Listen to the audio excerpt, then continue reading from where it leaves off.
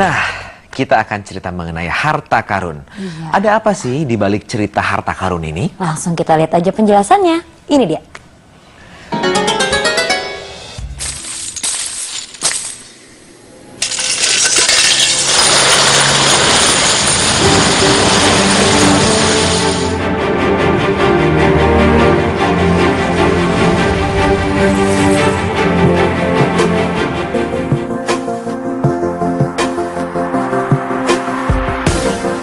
Di balik kisah asal-usul harta karun. Harta karun. Siapa yang tak ingin mendapatkan harta karun? Harta atau kekayaan dalam jumlah besar yang biasanya terbuat dari emas dan umurnya sudah berabad-abad tahun. Saking menggiurkannya, banyak orang yang mencari dan berburu harta karun. Karena selain nilai materialnya, nilai sejarahnya pun sangat berharga. Tentu harta yang tak ternilai harganya ini sulit ditemukan karena letaknya yang tersembunyi. Pencarian harta karun juga bisa digolongkan sebagai aktivitas berbahaya karena medan persembunyiannya tersebut. Pemirsa, dari berbagai percobaan penemuan harta karun, berikut 5 harta karun paling menakjubkan yang pernah ditemukan. Harta karun Panagyuriste di Bulgaria. Harta karun ini ditemukan oleh 3 bersaudara yaitu Pavel, Petko, dan Mikhail Delkovi yang sama-sama bekerja di wilayah pabrik ubin dekat Panagyuriste pada 8 Desember 1949. Saat menggali di tanah baru, mereka tidak sengaja menemukan benda mengkilap. Ternyata yang mereka temukan merupakan harta karun yang sangat langka, yaitu harta karun Panagyuriste. Sebuah harta karun yang dibuat di Thracian terdiri dari botol, bejana Yunani, dan 7 raitons. Dengan total berat 6.164 kg emas murni. Diperkirakan harta karun ini berasal dari abad 4 hingga 3 sebelum Masehi. Harta karun Peresepina di Bulgaria.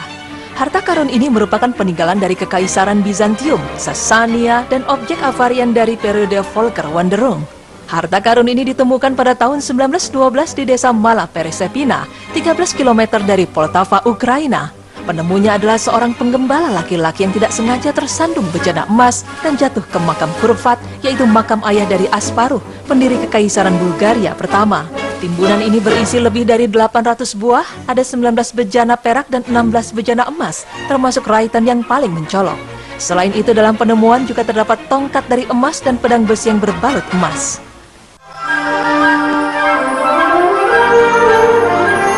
Harta karun Tilia Tepe di Afghanistan. Tilia Tepe ditemukan di situs arkeologi di Afghanistan Utara dekat Sebergan, yang disurvei pada tahun 1979 oleh misi arkeolog Soviet Afghanistan yang dipimpin oleh Viktor Saryanidi setahun sebelum invasi Soviet terhadap Afghanistan. Pada timbunan harta karun tersebut ditemukan koleksi sekitar 20.000 perhiasan yang berasal dari sekitar abad ke-1 sebelum Masehi. Keseluruhan perhiasan yang ditemukan terbuat dari kombinasi emas, virus, dan lapis lazuli. Ornamen termasuk koin, seperangkat kalung dengan permata, ikat pinggang, mendali, dan mahkota. Harta karun Nagisgen Miklos di Rumania. Harta karun ini merupakan harta karun yang berharga bagi bangsa Rumania. Harta karun tersebut terdiri dari 23 bejana emas berasal dari abad ke-10.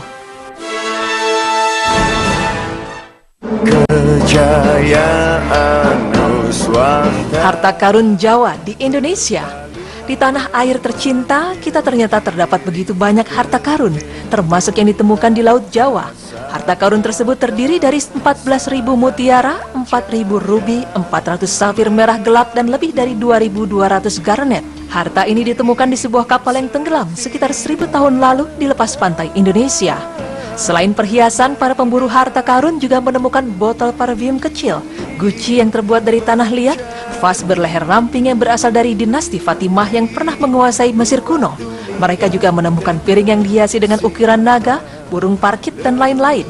Nilai material harta karun ini diperkirakan mencapai ratusan miliaran dolar. Itulah harta karun. Begitu banyak yang mengincar, begitu pula banyak diperbincangkan. Lalu apakah sebenarnya Anda tahu asal-usul kata harta karun? Mengapa harta kekayaan yang terpendam itu disebut dengan harta karun? Bagaimanakah kisah di balik penemuan kata harta karun? Berikut pemaparannya.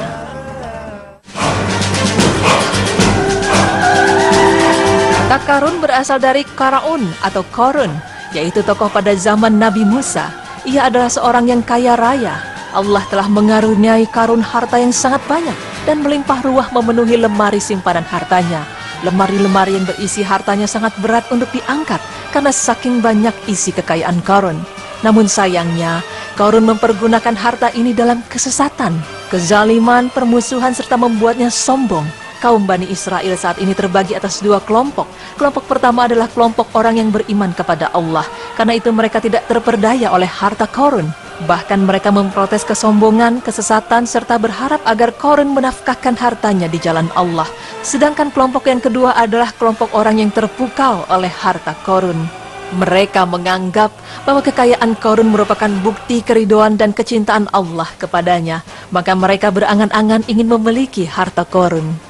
Kekayaan hartanya membuat Qarun buta dari kebenaran dan tuli dari nasihat-nasihat orang mukmin. Ketika mereka meminta Qarun untuk bersyukur kepada Allah dan memintanya untuk memanfaatkan hartanya dalam hal yang bermanfaat, ia justru menolak seraya mengatakan, "Sesungguhnya aku hanya diberi harta itu karena ilmu yang ada padaku." Suatu hari, keluarlah Qarun menemui kaumnya dengan kemegahan dan rasa sombong. Maka terpukaulah hati kaumnya dan silaulah penglihatan mereka seraya berkata, "Moga-moga kiranya kita mempunyai seperti apa diberikan kepada Qarun. Sesungguhnya ia benar-benar mempunyai keberuntungan yang besar." Akan tetapi orang-orang mukmin yang dianugerahi ilmu menasihati orang-orang yang tergiur harta milik Qarun itu seraya berkata, "Celakalah bagimu, pahala Allah adalah lebih baik bagi orang-orang yang beriman dan beramal soleh." Atas perlakuan Qarun tersebut, maka turunlah murka Allah menimpanya. Allah Subhanahu wa Ta'ala memberi azab kepada Qarun dengan menghancurkan harta dan rumah Qarun. Allah membelah bumi dan tenggelamlah harta milik Qarun ke dalam bumi. Kejadian ini juga disaksikan oleh orang-orang Bani Israel dan tidak seorang pun yang dapat menolong dan menahannya dari bencana itu.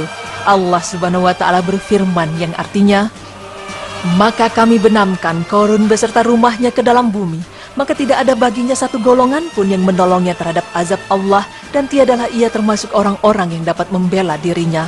Quran Surah Al-Qasas ayat 81. Ketika Bani Israel melihat bencana yang menimpa Qarun dan hartanya, maka bertambahlah keimanan orang-orang yang beriman dan sabar. Adapun mereka yang telah tertipu dan pernah berangan-angan ingin seperti Qarun, akhirnya mereka pun turut sadar dan mengetahui hakikat yang sebenarnya. Lalu mereka memuji Allah karena tidak mengalami nasib seperti Qarun. Mereka berkata, "Benarlah Allah melapangkan rezeki bagi siapa saja yang Dia kehendaki dari hamba-hambanya dan menyempitkannya. Kalau Allah tidak melimpahkan karunia-Nya atas kita, benar-benar Dia telah membenamkan kita pula. Benarlah, tidak beruntung orang-orang yang mengingkari nikmat Allah." Diyakini dalam kisah ini, harta milik Qarun terkubur dalam perut bumi. Pada akhirnya orang yang selalu berburu harta yang tersembunyi dikatakan sebagai orang yang sedang mencari hartanya Qarun atau harta Qarun. Maka terciptalah istilah harta karun.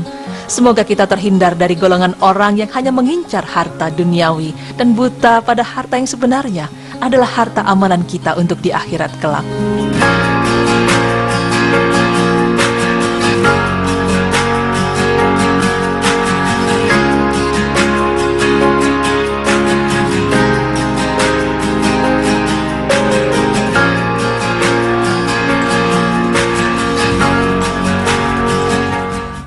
Tuh, pemirsa ya.